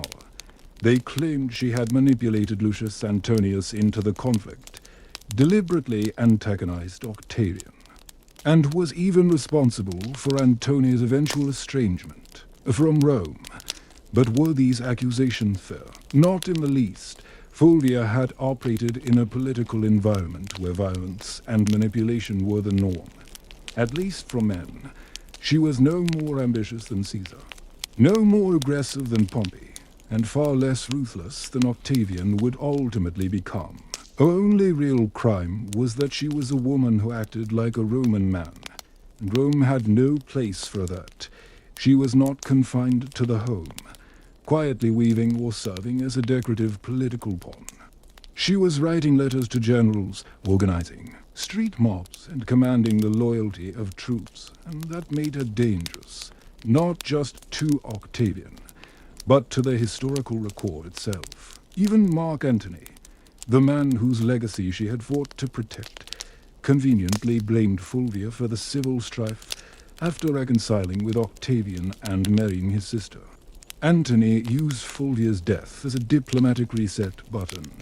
Her memory became the price of his political survival. There were no monuments erected in her honor, no grand funeral, no eulogies in the Senate, just silence. Yet her enemies could not completely erase her. Fulvia had accomplished too much. She had raised armies, influenced elections, negotiated alliances, and fought a civil war. She was the first Roman woman whose name appeared on a coin, not as a goddess or a symbol, but as a political agent. The damage to her reputation was intentional, but so was her indelible mark on history, despite every attempt to bury her under caricature and slander. Fulvia refused to disappear. Her defiance still echoes if you listen carefully past the voices of the men who wrote her story. Fulvia's story ends in silence, but her legacy is anything but quiet. In the centuries following her death, historians and writers have struggled to place her within Rome's grand narrative, because Fulvia defied every convention of what a Roman woman was supposed to be. She didn't just advise power from the sidelines, she embodied it, and that made her both unforgettable and deeply threatening to a patriarchal society. In a world where women were expected to exert influence through whispers and strategic marriages, Fulvia shouted through policy, warfare, and political theater. She was not a consort, she was a commander, and yet she is remembered more for her audacity than for her achievements. Roman historians could not comprehend a woman who refused to stay in her designated place. So they recast her as shrill, power-hungry, and disruptive. But if you read between the lines of their hostile accounts, a different figure emerges. Fulvia was the first Roman woman to mint coins in her own name.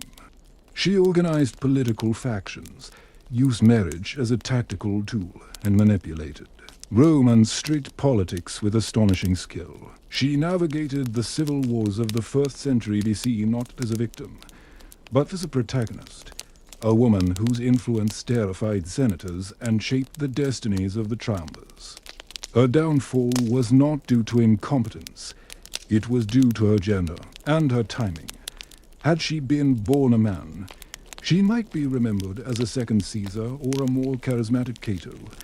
Instead, she was cast as the cautionary tale of a woman who dared too much. Still, her legacy quietly endured. Later Roman women, like Livia Drusilla and Agrippina the Younger, would all operate in the political space that Fulvia had helped to carve out. They would manipulate emperors, command armies from behind the scenes, and control the line of succession. But Fulvia did it first, and without the protection of an imperial title. Today, Modern historians are re-examining Fulvia with fresh eyes. No longer just a villain, she is being recognized as one of the most politically active and influential women in Roman history. Someone who pushed the boundaries of female power and paid the ultimate price. She didn't just live in the age of the triumvirs, she challenged them, and while Rome may have tried to erase her, Fulvia left her fingerprints all over its collapse. She was not a footnote. She was a force of nature, a woman centuries ahead of her time. By the summer of 1963, the United States was a nation caught between two realities, one entrenched in centuries of systemic oppression, and another yearning for freedom. In the deep South, segregation was not just a social custom. It was the law. Black Americans were denied access to restaurants, schools, public transportation, voting booths, and even water fountains. Police violence was a constant threat. Lynchings were still a reality. And in places like Birmingham, Alabama, peaceful protesters were being met with police dogs and high-pressure fire hoses. But a change was coming, and it was no longer asking for permission. In just a few short years, the civil rights movement had captured the nation's attention. Sit-ins, freedom rides, and boycotts had become front-page news. Leaders like Rosa Parks, Medgar Evers, and John Lewis were no longer just names. They were symbols of courage and defiance. The March on Washington was not born from a single idea, but from a rising tide of frustration and a fierce, unyielding hope. Black Americans were tired of waiting. They were demanding their full civil rights, and they were determined to make their voices heard in the one place that could not ignore them, the nation's capital. The concept of a mass march on Washington, D.C. had been circulating for decades. Philip Randolph, a veteran labor organizer and civil rights advocate, had first proposed it in the 1940s to pressure the Roosevelt administration to desegregate the defense industry. That protest was called off after Roosevelt conceded and signed an executive order. But now, in 1963, the stakes were even higher. Randolph, along with other key civil rights leaders, including Bayard Rustin and Dr. Martin Luther King Jr., revived the idea. And this time, they were not just marching for jobs. They were marching for dignity, for voting rights, for an end to segregation, for fair wages, and, most fundamentally, for the right to live without fear. Over a dozen major civil rights organizations, despite their internal disagreements, came together to plan the event, understanding the power of a united front. The countdown had begun.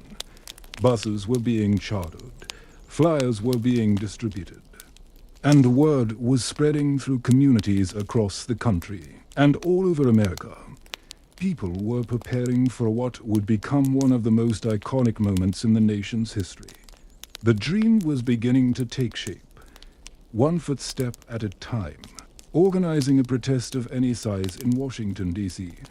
was a monumental task, but planning one for an estimated 100,000 people or more was an act of audacious ambition logistically.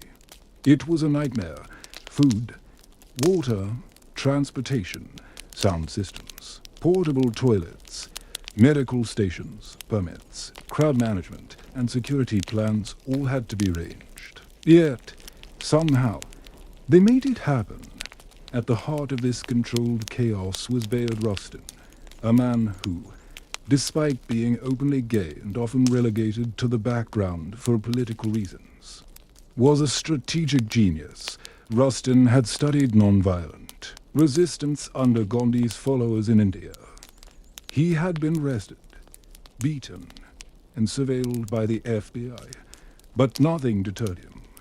He saw the March on Washington as an opportunity to demonstrate to the world what disciplined, nonviolent protest could achieve when organized with military-like precision. In just 8 weeks, Rustin and his team turned the concept into a reality. The event was officially named the March on Washington for Jobs and Freedom. a title deliberately chosen to link racial justice with economic opportunity. This dual focus was no accident. While Dr. King would become the spiritual voice of the day, it was Randolph and Rustin who ensured that the demands were as much about unemployment, a minimum wage, and workers' rights as they were about civil rights. Meanwhile, tensions were high. President John F. Kennedy and his administration were deeply anxious. They feared riots, a political backlash, or even bloodshed. Civil rights leaders assured them the protest would be peaceful. Nevertheless, the National Guard was placed on standby. D.C. hospitals were put on alert, and liquor sales were suspended for the day. Federal employees were even given the option to stay home. And then there was the challenge of unity, the big six civil rights organizations, the NAACP, SCLC, SNCC, CORE, the National Urban League, and Randolph's Brotherhood of Sleeping Car Porters often disagreed on tactics. Some advocated for more radical approaches, while others favored diplomacy. The young activists of SNCC were growing impatient with King's nonviolent philosophy. But they all agreed on one thing. The time for silence was over. Rustin's plan was a masterpiece of organization. Every bus and train was monitored. Every speaker was timed to the minute. Every route was staffed with marshals trained in nonviolent crowd control. They weren't just planning a march. They were orchestrating a moment that would challenge the conscience of the nation. August 28, 1963. A sweltering Wednesday in Washington, D.C., the sun was already beating down by 9 a.m. And the humidity was stifling. But it did not deter them. They came from every corner of the country. Black, white, young, old, students, clergy, factory workers, and Hollywood stars. Some were dressed in their Sunday best. Others clutched handmade protest signs. They arrived by bus, train, car, and even on foot. In total, over 250,000 people converged on the National Mall. A rising tide of hope and determination, and yet there was no chaos, despite the government's fears of unrest. The atmosphere was remarkably peaceful. Volunteers directed traffic. The Red Cross distributed water. And groups sang freedom songs, held hands, and cheered as more marchers arrived. Gospel music could be heard near the reflecting pool, and chants of jobs and freedom echoed off the marble facade of the Lincoln Memorial. Celebrities were there in force. Harry Belafonte, Sidney Poitier, Paul Newman, Marlon Brando, Joan Baez, and Bob Dylan. But no one was asking for autographs. They were there to bear witness to history and to lend their voices to a cause greater than any individual. The crowd was orderly but filled with a palpable energy. There was no pushing, no violence. Instead, there was a shared sense of purpose, a recognition that this was not just a protest. It was a sacred gathering for many Black Americans. Simply standing on the National Mall was a revolutionary act to be seen, to be counted, to declare. We are here in front of the monument to the great emancipator. It was a moment that had been generations in the making. At precisely noon, the official program began. Leaders from various organizations took the stage, each representing different ideologies but united in their message. They demanded fair wages, integrated schools, voting rights, and an end to police brutality. Mahalia Jackson sang. Marian Anderson, who had once been barred from performing at Constitution Hall because of her race, now sang for a massive, integrated audience under the open sky.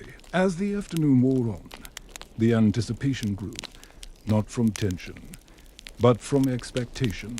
The man everyone had been waiting to hear had not yet spoken. When he did, the world would stop, listen.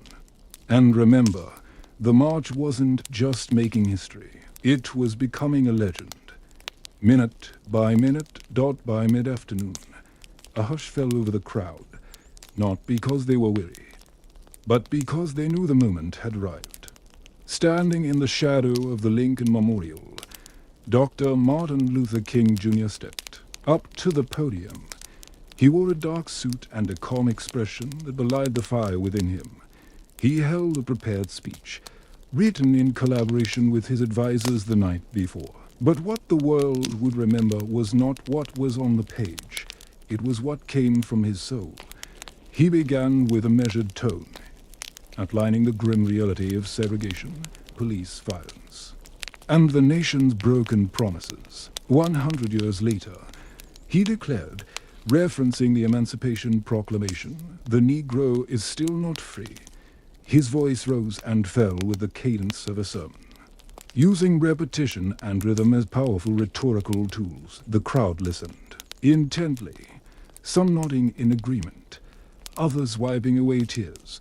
But it was what happened next that would transform the event and the course of the civil rights movement. Standing just behind King, the gospel legend Mahalia Jackson, who had performed earlier, suddenly called out, "Tell them about the dream."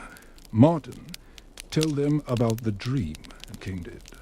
He pushed aside his written notes, gripped the podium, and launched into a passage he had delivered before, but never with such power. "I have a dream," he said, and the crowd surged with energy. "I have a dream that one day this nation will rise up and live up the true meaning of its creed." Each phrase resonated with more clarity and conviction. "I have a dream that one day the sons of former slaves and the sons of former slave owners will be able to sit down together at the table of brotherhood. I have a dream that my little children will one day live in a nation where they will not be judged by the color of their skin, but by the content of their character." It was no longer a speech. It was a vision, a prayer, a bolt of lightning that struck the heart of the nation. By the time King concluded with the resounding words, "Free at last, free at last. Thank God Almighty.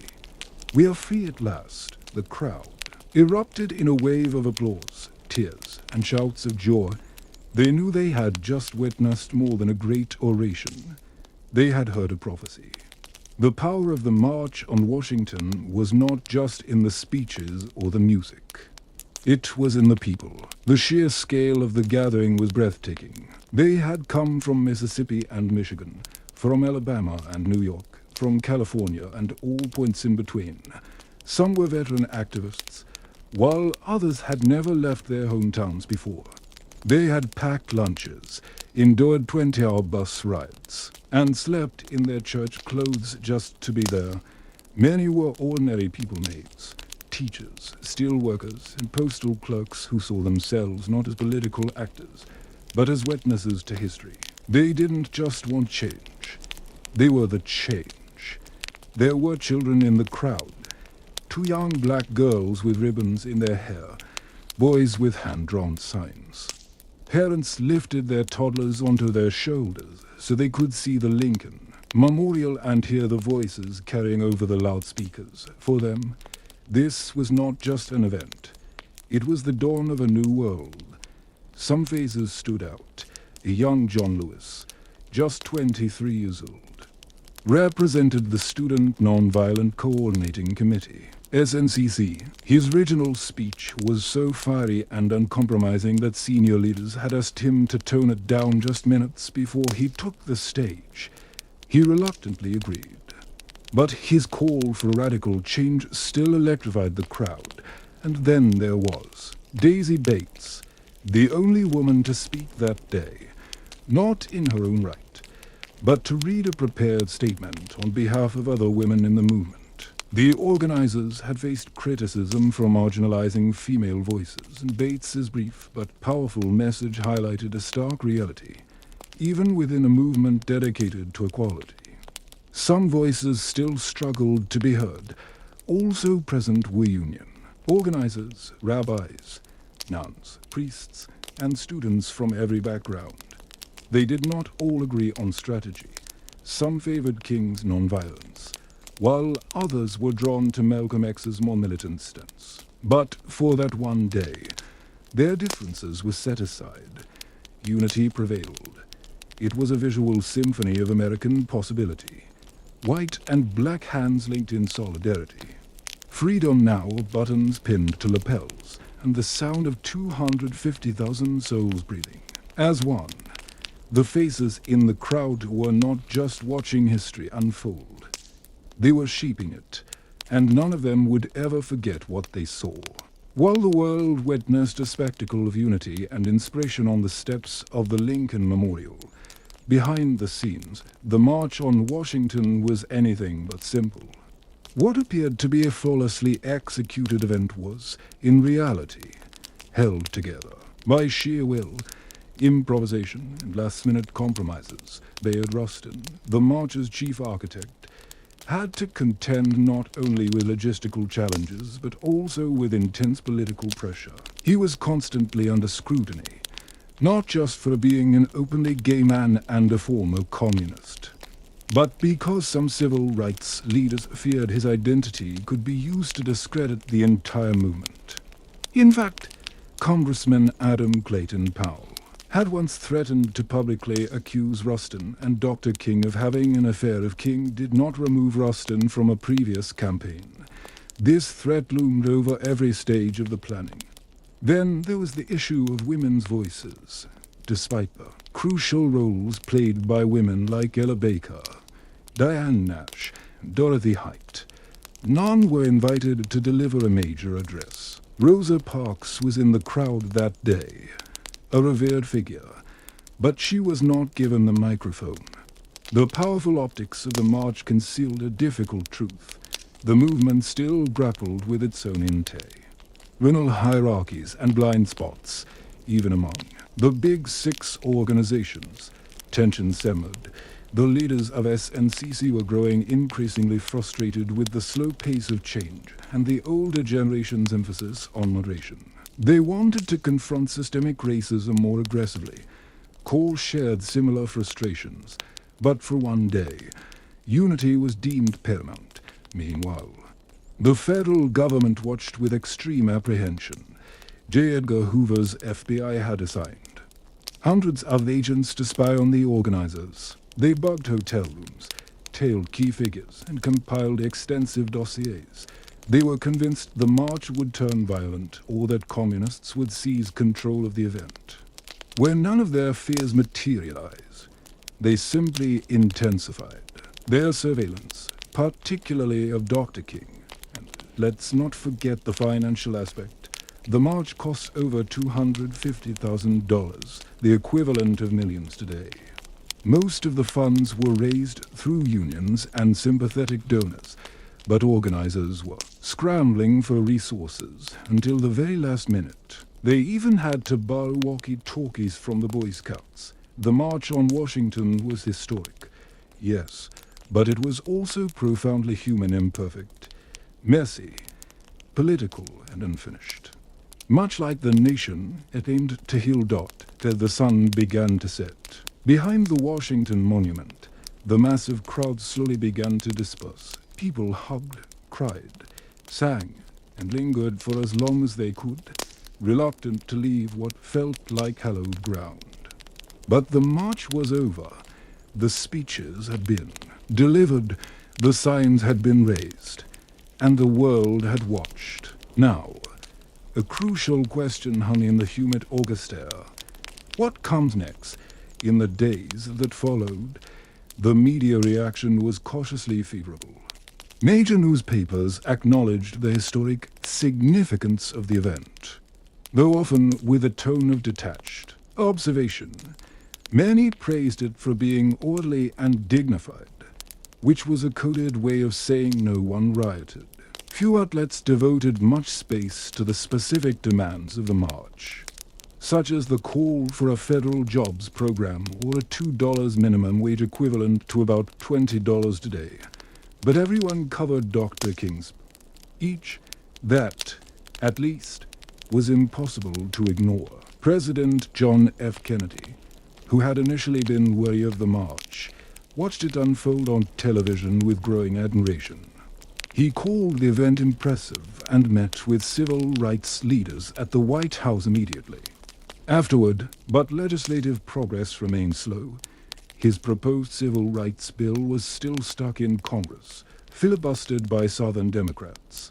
Some activists were disappointed. They had hoped the march would trigger immediate political action. Instead, it was a return to the long, hard work of organizing, marching and resisting and mourning those who paid the ultimate price for justice. Just a few weeks later, that grim reality struck with brutal force. On September 15, 1963, 4 young black girls were killed in the bombing of the 16th Street Baptist Church in Birmingham. The dream had been articulated, but the nightmare was far from over still. Something fundamental had shifted the march. On Washington marked a new chapter in the civil rights movement. It proved that mass protests could be disciplined, powerful, and impossible to overlook. It brought together a coalition broader than ever before: labor unions, faith leaders, celebrities, students, and working-class Americans, all united for a common cause. And most importantly, it gave the movement a voice, a dream, a speech that would be quoted, studied, and revered around the world. The march was over, but the journey was just beginning. And that journey would lead through more bloodshed, landmark, legislation, and profound transformation. The March on Washington did not just stir the conscience of America. It fundamentally reshaped its moral and political landscape. What began as a bold act of protest became a cornerstone of the civil rights movement's legacy, permanently changing how Americans understood justice, democracy, and the power of collective action.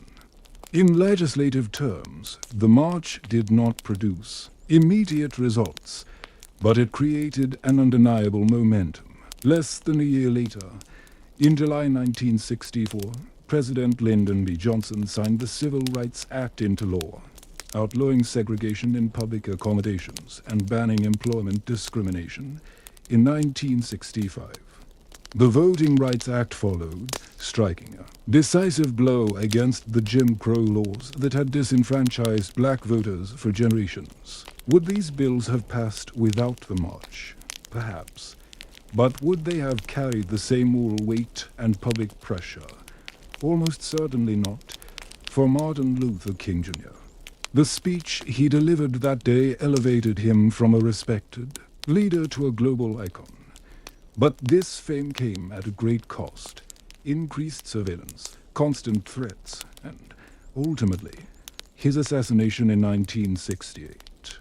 The dream he so eloquently described on those steps would become even more poignant, tragic, and revered in the years to come. For the broader movement, the march demonstrated what unity could accomplish. It provided a blueprint for a large-scale mobilization and inspired a new generation of activists, not just in the United States, but round the world. Anti-apartheid organizers in South Africa, student protesters in Europe, and human rights leaders across the globe would later cite the March on Washington as a model for their own struggles. But the legacy is not just historical. The language of the march, the fusion of jobs and freedom, the power of peaceful resistance. The echoes of I Have a Dream still resonates in modern protests, from the Million Man March to Black Lives Matter rallies. The spirit of 1963 is present in every chant and every protest sign. Today, a memorial to Dr. King stands just across the tidal basin from the Lincoln Memorial. Visitors walk past his towering statue, with words from that August day etched into the granite. But the true memorial is not made of stone. It is found in classrooms, in voting booths, in marches, and in the voices that refuse to be silenced. Because the dream was never meant to be a historical artifact. It was meant to be lived. And the legacy of that summer afternoon continues to challenge us to do just that. More than 60 years have passed since that sweltering summer day when 250,000 people stood shoulder to shoulder. Older under the gaze of the Lincoln Memorial, the March on Washington has been enshrined in textbooks, documentaries, and museum exhibits. Dr. King's speech is taught in schools, his steady, powerful voice echoing in the nation's memory like a sacred text. But for many, a question lingers. Has the dream been realized, or has it simply been deferred? In some respects, the progress is undeniable. The legal apparatus of segregation has been dismantled. Voting rights, though now facing new threats, were won through immense sacrifice. The presence of black lawmakers, judges, mayors, and a two-term U.S. president was unimaginable in 1963. Interracial marriage, once a crime in many states, is now the law of the land. These are not minor achievements. They are victories won through relentless struggle, and yet the original demands of the march, the ones often overshadowed by king-soaring oratory, remain largely unfulfilled. The call for a living wage is still a subject of debate. Racial disparities in education, housing, employment, and health care persist. Police brutality, the very issue that ignited so much of the early civil rights movement, continues to spark outrage and protest. The dream of true economic justice, of a nation where opportunity is not determined by one's zip code or skin color, is still a distant goal. Modern movements like Black Lives Matter have taken up the mantle, often drawing on the imagery and rhetoric of the 1963 march as both an inspiration and an indictment. They march through the same cities, chant on the same streets, and demand the same fundamental human rights. But they do so in a world transformed by social media, mass surveillance, and new forms of resistance. The March on Washington was never intended to be a conclusion. It was a flashpoint, a line drawn in the sand that said, "This is who we are, and this is what we demand." It was a declaration, not a final resolution, and so the dream remains battered, challenged, and reinterpreted, but still alive, whether it is ultimately deferred, distorted, or one day fulfilled depends not on the past, but on us, on the choices we make, the injustices we confront, and the courage we find to march again and again, until the dream becomes a shared and lived reality.